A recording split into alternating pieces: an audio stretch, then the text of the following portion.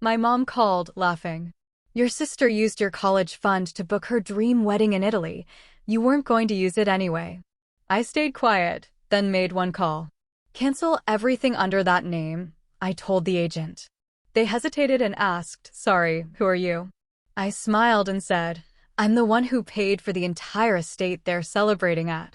I need to tell you about the day my entire world shattered and how I built it back, brick by excruciating brick, right under the noses of the very people who tried to steal it from me.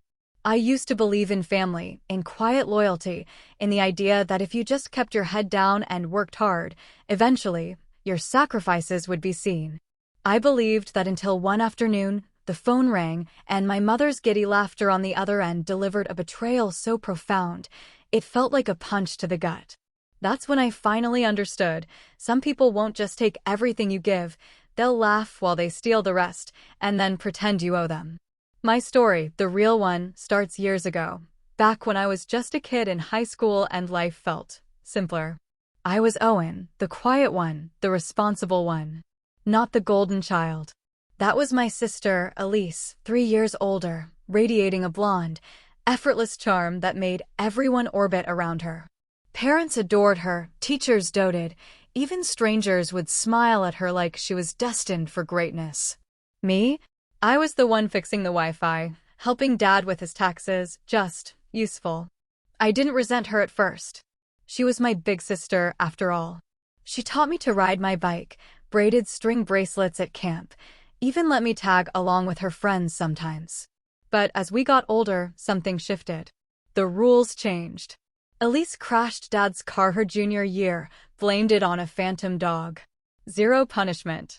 When I aced calculus with an A+, Mom gave me a half-hour lecture on not applying myself enough. Elise dropped out of college her first semester. The family rallied, threw her a mental health weekend at the lake house. When I got into 3 colleges on scholarship, I was told I could always go later, maybe take a gap year to save money and help the family. I never ended up going. It wasn't one big, dramatic choice. It was 1,000 small ones, each a whisper of obligation that grew into an irreversible current. I took a part-time job, then a second night shift at a hotel. I started picking up the slack at home, water bills, Elise's phone upgrade, handing Mom cash until Friday more times than I could count. I told myself I was being a good son, a good brother. Thought I was useful. Eventually, something did click. Real estate photography. I was good with tech, had a decent eye. I bought a used DSLR, practiced every weekend, built a portfolio, and slowly, it snowballed. By 23, I was running my own small agency. Nothing huge, but enough to finally move out. I rented a tiny apartment across town, bought a used car that didn't need prayer to start in winter. It felt good. It felt earned. But the calls from my family? They didn't stop. They intensified. Owen, the fridge just died and your father's back is acting up. Can you swing by with some cash? Elise is trying to finish her degree online. Could you help with her tuition? Just for a semester until she's back on her feet. You're not using that savings account, are you, honey? It's just sitting there. I'd say yes, almost always. And when I didn't, the guilt would roll in, hard and fast. Elise once sent me a string of texts that started with, wow, I guess I know where I stand, and ended with, thanks for nothing. Mom would follow up with voicemails about how family sticks together, and you wouldn't even have money if we hadn't supported you growing up. There was one thing, though, that I never touched. My college fund. It wasn't huge, but it had been growing since I was 12. Aunt Nain had set it up after Uncle Carl passed, a chunk of inheritance in a trust specifically for my education. It was airtight, couldn't be accessed for anything else, not even by my parents. I checked it every few months, just to remind myself it was there. A kind of backup plan, a safety net in a world where my family only seemed to see me as one. I hadn't decided what to do with it yet. Maybe online school, maybe let it sit until I started my own real estate development firm. Just knowing it was there gave me a sense of control, of independence. And then came that call. I remember it down to the second. Mid-afternoon sun through the blinds. Half-empty takeout on my coffee table. My phone lit up with Mom, and I almost let it go to voicemail. God, I wish I had. She was laughing. full-on giggling, like she'd just watched a comedy special. "Oh, honey," she said, catching her breath. "You're going to love this." Elise finally did it. She booked the villa in Italy for the wedding. The whole thing catered oceanside. "It's stunning." I blinked. "Wait, what villa?" "You know, the estate I showed you last month. The one in Tuscany with the lavender fields." "Oh, she's been dreaming about it for years. And guess what? We made it happen." "We?" I asked, my voice suddenly dry, almost a whisper. "Oh, I mean, well, your sister did most of the planning. But listen, don't be mad, okay? She used your college fund." The silence that followed was a vacuum in my chest. I didn't respond. I physically couldn't. My mind was scrambling, trying to make sense of what she'd just said. That airtight fund. That money I'd kept untouched through everything. That one piece of my future I thought was mine.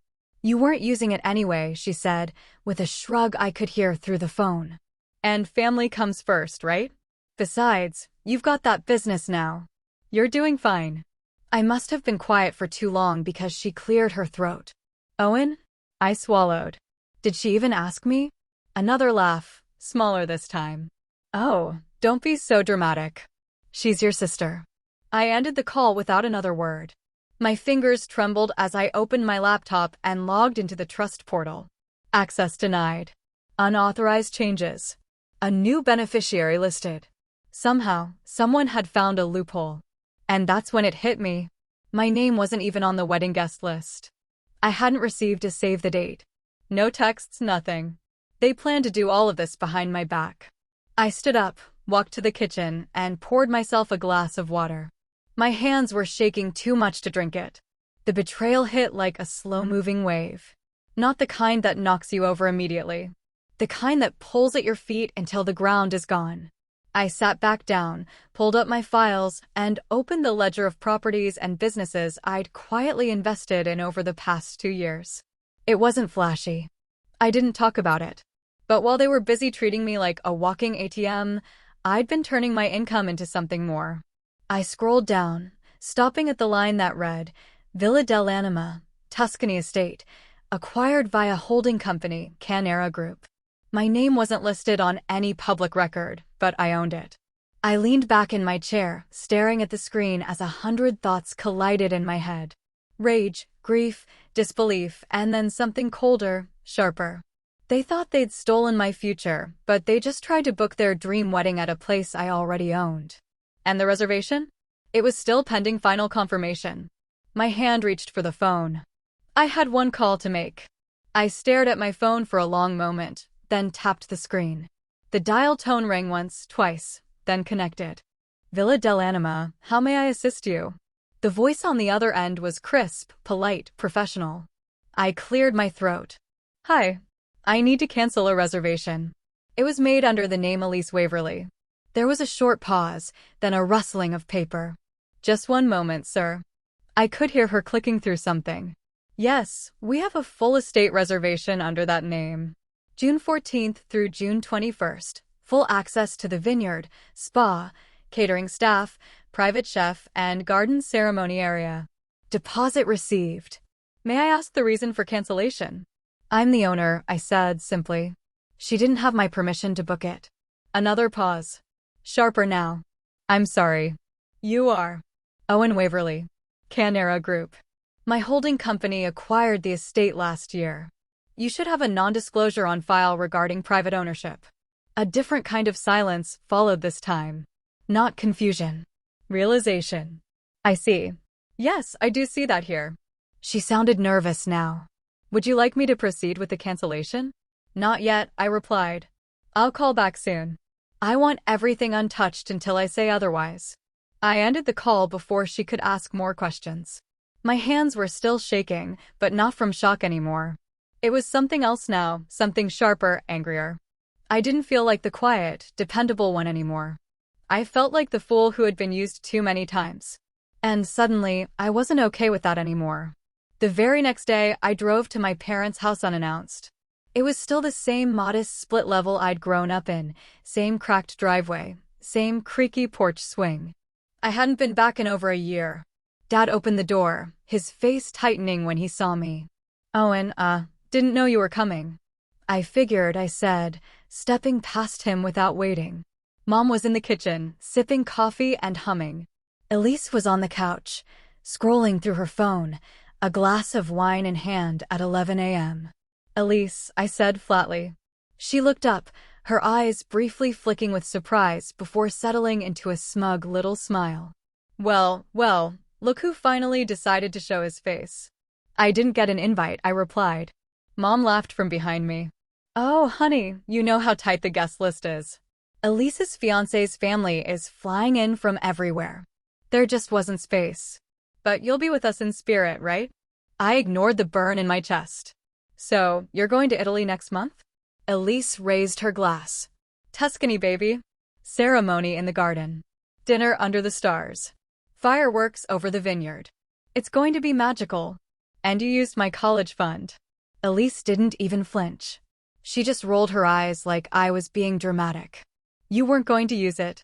You're not even in school. I'm starting a life, Owen. A real one. I turned to Mom. How did you even get access to it? She smiled like she was explaining something obvious to a child. We spoke with the trustee. We told them you were allowing it, that you'd given verbal permission. I didn't. But you weren't using it, she said again, this time with a little more edge. And Elise needed it. This wedding is important to her. She deserves something special after everything. Elise dropped out of college twice. I said, my voice rising. She's never held a job for more than 6 months. She maxed out 3 credit cards last year and had you bail her out. I've worked since I was 16. Paid your bills. Paid her bills. And the one thing that was mine, you just gave it to her.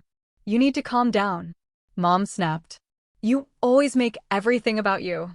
You think money is the only thing that matters? Elise is starting a family. That's what matters. I laughed then, bitter and hollow. I guess I know where I stand. Dad finally spoke, his arms crossed from the doorway. You've always been the practical one, Owen. The steady one. You'll be fine. The steady one. Like I was the emotional pack mule for the family, the responsible one who didn't need help because I was too useful being everyone else's fallback plan. I left before I said something I couldn't take back. But as I walked to my car, Elise's voice followed me from the front steps. Hey, just make sure you don't ruin this for me, okay? This wedding is my dream. She said it like I owed it to her, like she deserved it, like I was the unreasonable one for being upset that my own sister had robbed me with my parents' help. Over the next few days, the calls and texts started pouring in. Elise wanted help with dress fittings and flights. Mom sent me photos of invitation designs and asked if I'd at least contribute to the floral arrangements since it's still a family event.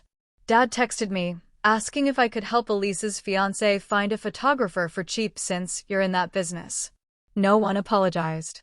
No one even acknowledged what they'd done. It was like they'd already rewritten the story in their heads. Elise planned a magical wedding, and Owen's being dramatic again. I didn't respond to any of them. Instead, I opened my laptop and pulled up the property records for the Tuscan estate. I reviewed the fine print on event contracts. I called the coordinator in Italy and confirmed every reservation detail. And then I looked at the financials, because here's the thing, no one in my family knew. I didn't just buy the estate. I owned the entire hosting company that managed it. The staff, the vendors, the contracts, everything. For a while, I sat there, staring at the screen, thinking about how easy it would be to end it all with one email, one call. Cancel the whole thing, let them show up and find an empty vineyard and a locked gate. Watch the dream fall apart in real time. But something held me back. Not pity, not guilt. Strategy. I wanted them to feel it. Not all at once, but piece by piece. Because I wasn't just going to cancel the wedding.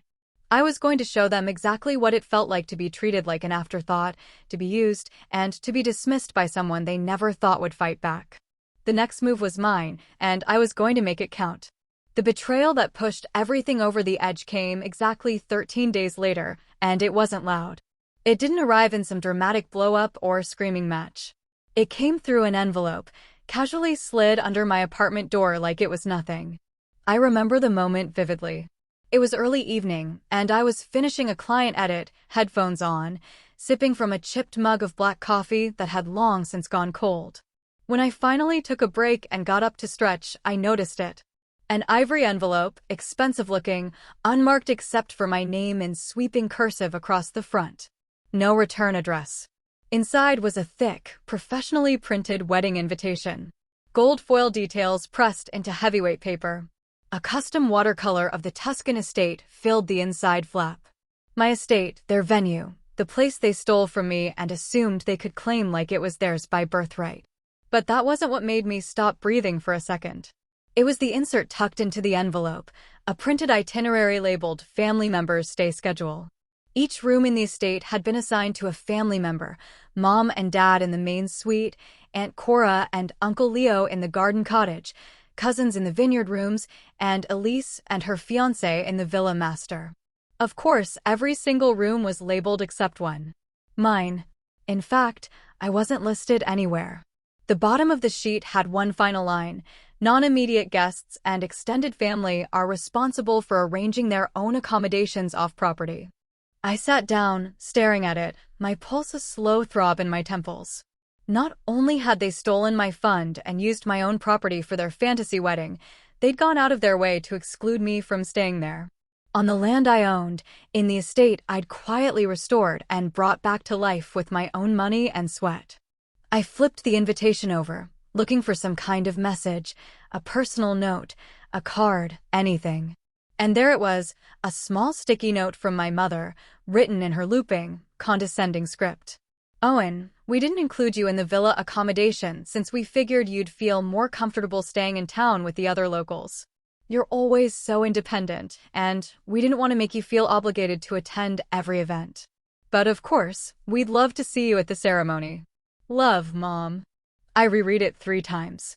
The words blurred by the third. Independent. That's what they always said when they didn't want to bother treating me like family. It was the same line they used when I wasn't invited to Elise's graduation party or when they forgot to get me a birthday gift, because you're always so mature about those things. Translation: you don't matter enough to include, but you're still useful enough to exploit. A quiet kind of fury settled over me. Not the sharp, burning kind, but something heavier, like iron. I took a photo of the note, saved the image in a folder I'd titled Receipts. Then I started making a list. I thought that would be it for the night. But fate wasn't done twisting the knife. Later that evening, just as I was settling into bed, my phone buzzed. A message from an old college friend I hadn't spoken to in nearly 2 years. Hey man, weird question. Did you know Elise is telling people you offered to pay for the whole wedding? I ran into her at a cafe last week, and she said you were bankrolling the dream like a proud little brother. Just thought I'd check since it didn't sound like you at all. I stared at the message, rereading it with a slow, growing nausea. She wasn't just using my fund. She was using me. My name. My reputation. My silence. Crafting a story where I was the generous sibling, funding her luxury fairy tale because I adored her that much. Framing it like I'd been part of the planning all along, happy to foot the bill. And people were eating it up. I checked her socials. She had made her Instagram public again. The top post was a carousel of wedding prep photos, dress fittings, menus, travel plans. And in the caption, none of this would be possible without the help of my amazing family, especially my brother Owen. Your support means the world to me. You've always believed in me, even when I didn't believe in myself. 2 hearts. 1,200 likes. Dozens of comments. That's so sweet of him. You're lucky to have a brother like that. True sibling goals. I felt sick. She'd twisted the story into a public fairy tale where I was the silent benefactor, the cheerleader, the background character in her story. She was cashing in not just on my college fund, but on my identity, turning my generosity into a trophy she could hold up for praise, basking in applause built on lies. That was the moment. The moment it all cracked. I wasn't angry anymore. I was done. Something inside me clicked into place with terrifying clarity. It wasn't enough to just cancel the wedding and watch the chaos. That would be satisfying, sure, but it wouldn't teach them anything. It wouldn't make them feel the way I had felt for years, erased, ignored, rewritten. No, they needed to experience it. The same betrayal, the same confusion, The same isolation, only louder. I opened my computer and pulled up my contacts in Italy. The estate manager, the chef, the florist, the driver, the planner. I drafted a set of instructions for each. Subtle changes. Delays. Polite deflections. Nothing suspicious. Not yet. Then I opened my work calendar and blocked off the week of Elise's wedding because I wasn't going to show up. Not to the ceremony. Not to the dinner. Not even for the fake smiles and hollow hugs. No, I had other plans. Plans that were already in motion. And Elise had no idea that the dream she thought she built on stolen money, on stolen credit, was already starting to crack quietly from the inside. She wouldn't know what hit her. Not until it was far, far too late. The days that followed were quiet in the most deafening way. My phone, once constantly pinging with family requests or check-ins, usually about money, was eerily silent. After the public post Elise made, I thought more people would reach out, maybe to congratulate me, maybe to thank me, but no. Not one message. Not even from Mom, not even to fake concern or spin another excuse. It was like, in their minds, I had already played my part. Their version of the story was complete, and I wasn't needed anymore. And yet, I couldn't stop watching it all unfold. Each day, I'd open social media and scroll through Elise's updates. Dress fittings at expensive boutiques, engagement brunches with place settings more extravagant than most weddings. Caption after caption, dripping with faux gratitude. So thankful to have such supportive family. Owen, you're the best. Smiling face with hearts. She tagged me in them too. Publicly, strategically. But it wasn't really about me. Not me. It was about the image of me. A generous brother with deep pockets and no voice. Someone they could parade around as the financial foundation of her dream life, while excluding me entirely from the actual events. I tried to brush it off, tried to focus on work, but the resentment ran deeper than I expected. Even though I was still operating my agency, even though deals were coming in, I found myself distracted, missing meetings, leaving client messages unread. The edits I used to do in a few hours now took days. I felt slow, unmotivated, like I'd been hollowed out by something I couldn't quite name. One night, around 2 a.m., I sat in the dark with a half-eaten dinner on the table, just rereading that stupid sticky note from my mother. The one about how I'd be more comfortable with the locals. The words echoed in my head like a mantra for how small they still saw me. How insignificant. I could build a business, buy a property on the other side of the world, and still be written out of the story like I was a footnote in their lives. I hadn't realized I was crying until a drop hit the note. I wiped it away quickly, angrily, like I was mad at myself for still hoping they'd treat me differently, for still wanting that inclusion, that basic recognition. I thought about calling my Aunt Nain, the one who had set up my college trust in the first place. We hadn't talked in over a year, not since she moved upstate, but if anyone would understand, it was her. She'd never gotten along with Mom. Always said she spoiled Elise too much and ignored the warning signs. But I stopped myself. What would I even say? That the money she left for me had been funneled into a wedding I wasn't even invited to stay for? That her gesture had been twisted into another monument to Elise's vanity? I didn't want her to feel the same way I did. So instead, I started walking late at night through the quiet streets of the neighborhood. No music, no destination, just motion. I passed shuttered stores, flickering streetlights, the occasional couple stumbling out of a bar. No one noticed me. No one recognized me. And for some reason, that made me feel safe. Invisible, but safe. That week, I turned down all my new clients. Paused all active contracts. I told them I was taking a short sabbatical. I needed to recharge. They understood, most of them at least. I'd built enough goodwill over the years. But it was hard not to feel like I was unraveling. I wasn't just stepping back from work. I was pulling away from the version of myself I'd built to survive in that family.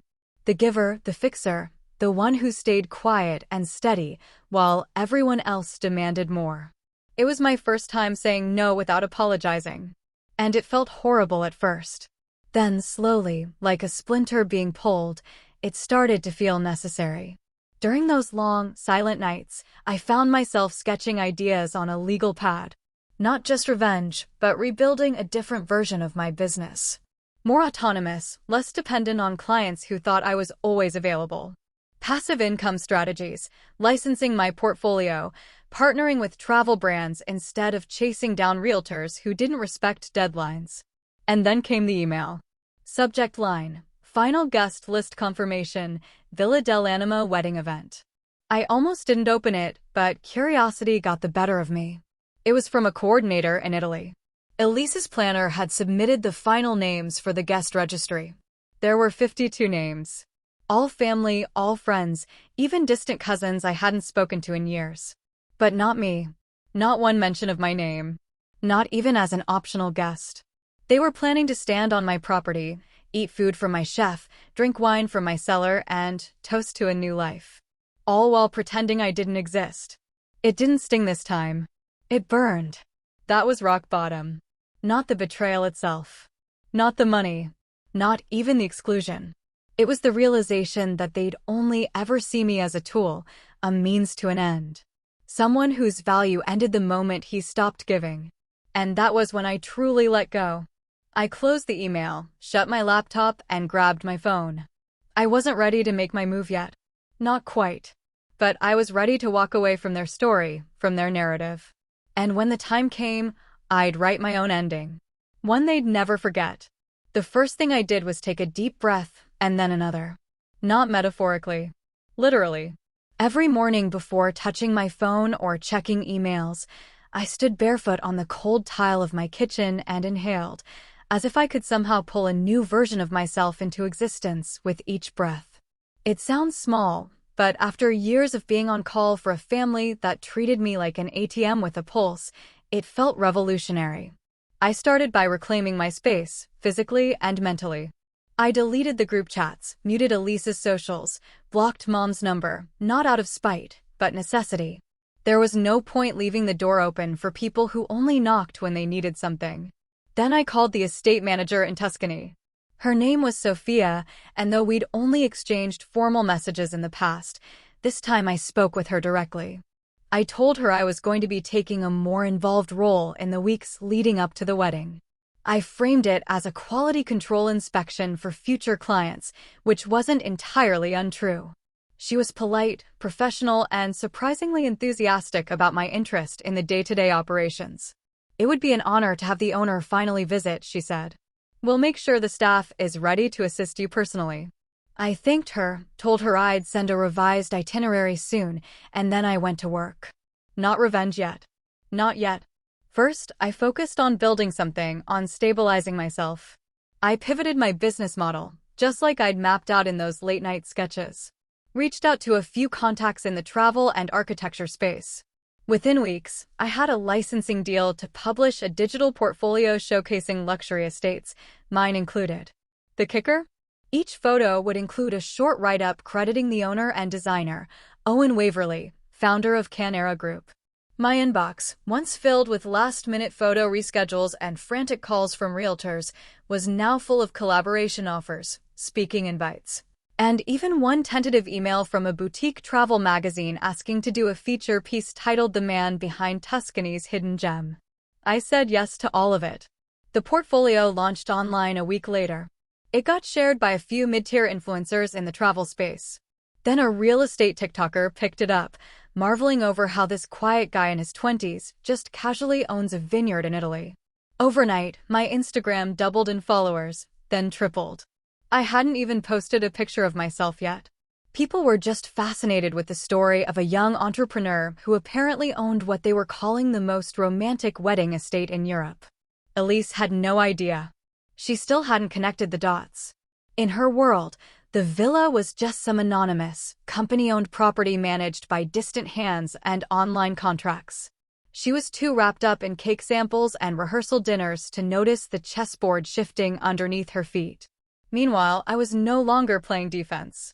I hired a legal advisor, Asha, a sharp, no-nonsense woman who immediately caught the scent of what my family had pulled. She reviewed the trust documents, flagged the clause that had been manipulated, and began quietly drafting a case to reclaim what was taken. It wasn't just about money anymore. It was about boundaries. About principle. The kicker? The clause Elise and Mom had exploited was an outdated authorization loophole based on verbal intent submitted to a sympathetic trustee. One quick hearing, one affidavit from me, and the entire paper trail would collapse. But I didn't move forward yet, because I wasn't done rising. For the first time in years, I felt clear, focused. I stopped second-guessing my decisions, stopped walking around with that constant buzzing guilt that came with denying my family anything. I worked longer hours, but it didn't feel like work. I took meetings from coffee shops overlooking the city. I read contracts with music playing softly in the background, not panic running through my veins. I even took a trip, not to Tuscany yet, but to Barcelona for a weekend conference where I spoke on a panel titled Building Wealth Quietly. I sat beside 30-somethings in blazers, and when the moderator asked me what inspired me, I smiled and said, silence. It teaches you who you are when no one else is looking. The crowd clapped. I didn't smile back because in that moment, I wasn't trying to impress anyone. I was thinking about Elise. About how she was preparing to stand at the altar in a dress bought with stolen money, on land built from the sweat she never saw, in a dream that wasn't hers to begin with. And I realized something else. This wasn't about revenge anymore. This was about recognition. Not from them, but from me. I didn't need their approval. I didn't need their validation. I had built something real, lasting, and powerful without a single ounce of their help. In fact, I'd built it despite them. But that didn't mean they got to walk away without consequences. Not after what they took. And certainly not after what they planned. So, when I returned home, I opened my laptop and drafted an email. Not to Elise. Not to Mom. But to Sophia, the estate manager. I outlined a subtle change in the itinerary. A shift in the schedule. Nothing major, just enough to introduce inconvenience. Then I called Asha. It's time, I said. She didn't ask for clarification. She just replied, let's make it count. And just like that, the final phase began. Quiet, measured, but irreversible. Because I wasn't the background character in Elise's fairy tale anymore. I was the author, and I just picked up the pen. The email came on Thursday morning, buried between a brand sponsorship offer and a feature request from a startup luxury travel blog. At first, I almost missed it. The sender wasn't familiar. Martina Gautieri, executive planner, Bellinot Events. The subject line read, urgent. Groom's family requesting major venue changes. Villa dell'Anima. I blinked. Groom's family. I opened it. Dear Mr. Waverly, apologies for the direct message, but as the owner of Villa dell'Anima, I wanted to inform you that the groom's parents, specifically Mrs. De Laurentiis, have contacted us directly to request significant alterations to the wedding itinerary. These include relocating the ceremony to the South Garden, which is under seasonal maintenance, replacing the chef's curated Italian menu with Texas-style barbecue, and requesting to bring in an outside decorator from Dallas who has not been approved by your team. We tried to explain that all plans must go through your office or the managing coordinator, but they claim to be close personal friends with the owner, referring to you as Elise's little brother. Please advise. I reread the line 3 times, Elise's little brother. So that was how she was introducing me now. Not by name. Not even with the courtesy of acknowledgement as the actual property owner, just a label, a convenient tag in her curated world where I was a footnote. But beneath the insult was something far more interesting. The De Laurentiis family was meddling, boldly, which meant they had no idea what Elise hadn't told them. I responded to Martina promptly, thanking her for the heads up and CC'd Sophia to make sure nothing changed without my explicit written approval. I also added a line at the end, please do not inform the wedding party that I am in contact. I'll be visiting in person soon, and I want to handle this discreetly. Because now it was time to go. I booked my flight that afternoon, first class, direct to Florence. No layovers, no distractions. I didn't tell anyone. Not my team, not my aunt, not even Asha, the lawyer. The next few days were a blur of preparations.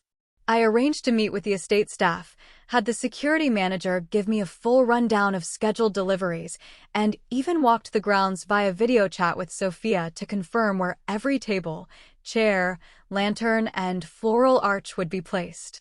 She seemed impressed by my attention to detail. "You must care about weddings a great deal," she said lightly. "Not really," I replied. "I just believe people should know who actually sets the stage they perform on." I arrived in Florence the week before the wedding, early enough to move unseen. I checked into a boutique hotel under a different name and began walking the estate grounds each day under the guise of an investor doing a property inspection. Everyone at the estate knew me, of course, but the wedding guests didn't. Not yet. Every morning, I reviewed the event schedule. Every evening, I made edits, but never big ones. Just pressure points. The florist, for example. I spoke with her and had her replace the requested color scheme, Elise's obnoxious rose gold and blush, with more traditional Tuscan whites and olive green, claiming the originals clashed with the villa's stonework. She hesitated, but when I reminded her who signed the final payment, she nodded. "I trust your vision," she said. I smiled. "So does my sister. She just doesn't know it yet." Then I called the chef. Enzo, a firecracker of a man in his 60s, had been with the estate for decades. He took one look at the De Laurentiis menu demands and said, "Barbecue ribs in my kitchen?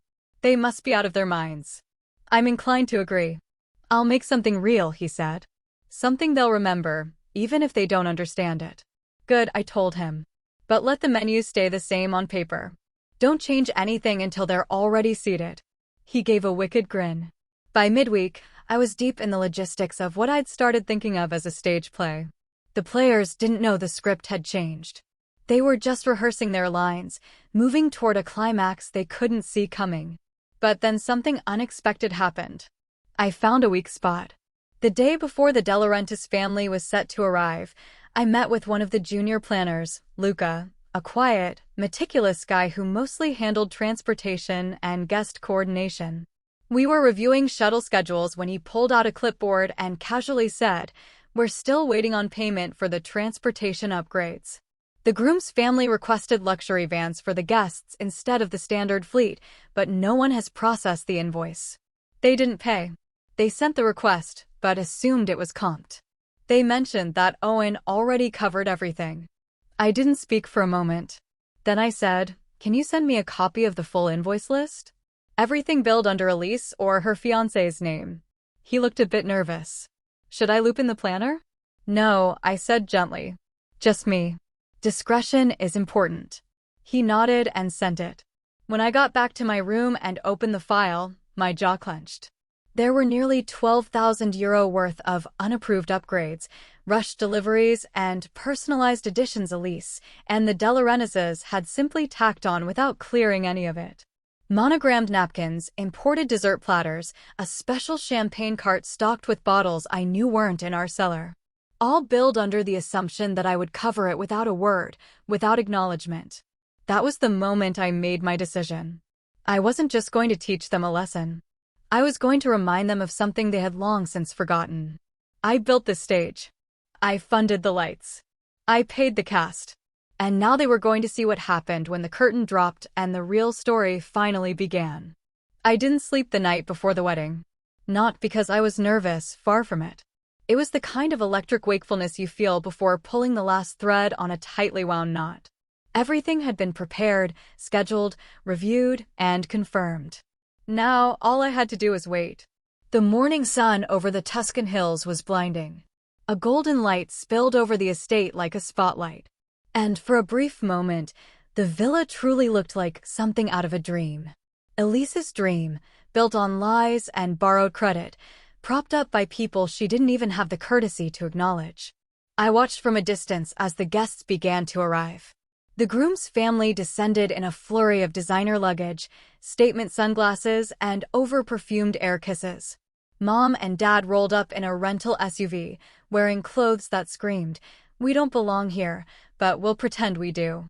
Elise followed shortly after, arriving last in a white silk robe, camera crew trailing behind her like she was filming the finale of a reality show.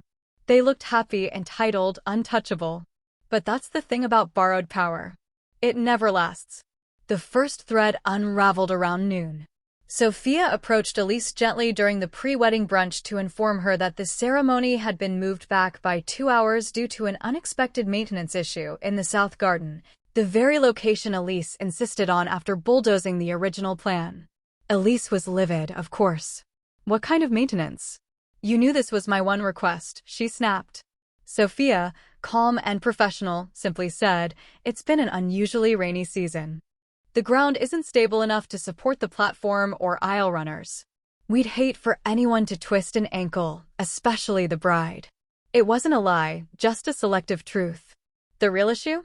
I'd instructed the groundskeepers to delay the stabilization process, knowing Elise would throw a tantrum if anything didn't go her way. Meanwhile, Enzo, the chef, was hard at work preparing his revised menu. When the first courses were served, ricotta-stuffed squash blossoms, hand-rolled pappardelle pasta, and wild boar ragu, Elise's future mother-in-law sent her wine glass clinking angrily. "This isn't what we ordered," she hissed across the table. "Where are the brisket sliders? The pulled pork?" Elise looked pale, her lips twitching. I'll fix it," she mumbled and stormed into the kitchen. She didn't make it past the doorway. Enzo was waiting, arms crossed, face unmoved. "This is my kitchen," he said in slow, deliberate English. "You want barbecue? Go find a truck. This is Tuscany." He didn't even raise his voice. But Elise didn't go in. Instead, she returned to the table, sat stiffly, and forced a smile for the photographers while her mother-in-law glared daggers at her plate. The cracks were forming. Next came the transportation mix-up. The De Laurentiis family, having ignored every schedule sent to them, insisted on separate luxury vehicles to take them to the vineyard overlook for sunset portraits. But when the drivers arrived, they weren't Mercedes vans. They were basic estate shuttles, clean, air-conditioned, but far from the glamorous image they were expecting. Mrs. De Laurentiis exploded. "I specifically said no economy models. I will not be carted around like livestock." One of the drivers calmly handed her a copy of the unpaid invoice. "Upgrades were not confirmed, ma'am. These were the scheduled vehicles." She threw it to the ground and spun toward Elise, her voice dripping venom. "You told me your brother paid for everything." Elise faltered. "He did. I mean, mostly." Her fiancé looked at her sharply.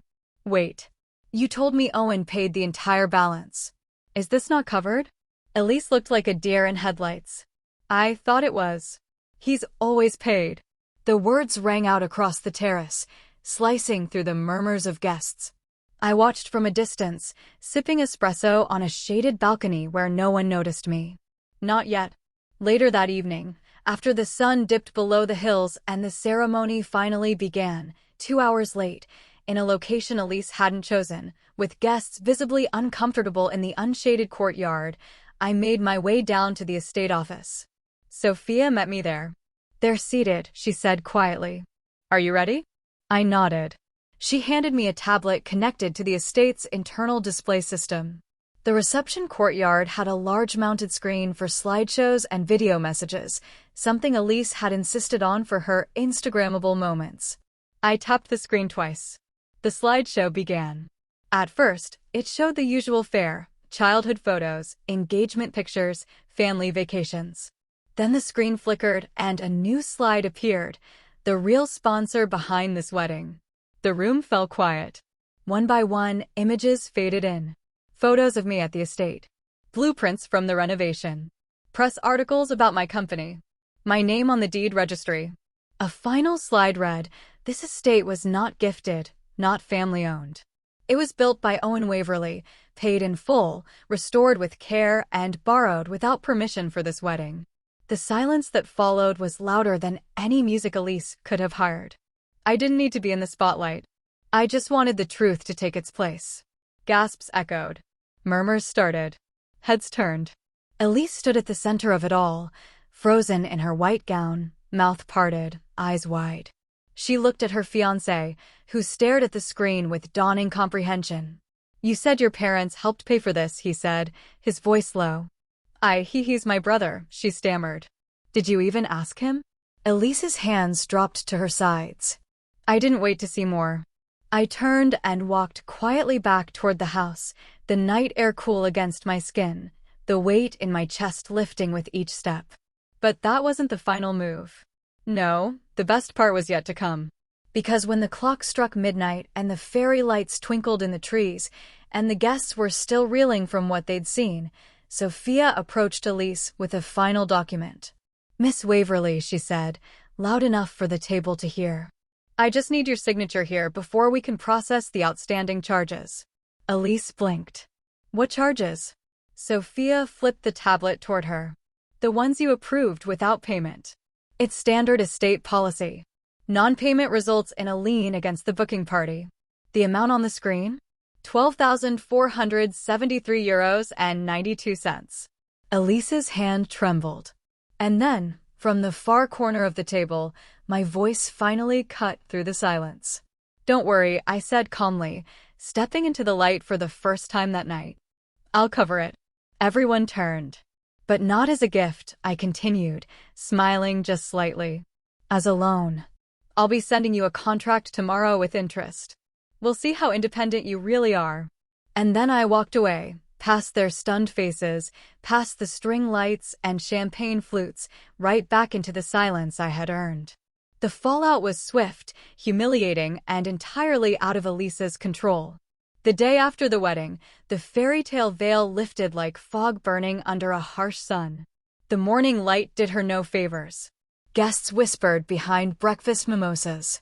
The groom's cousins packed early, and the De Laurentiis matriarch, once the loudest voice in every room, barely spoke above a hissed whisper, clearly furious that her family had been publicly embarrassed.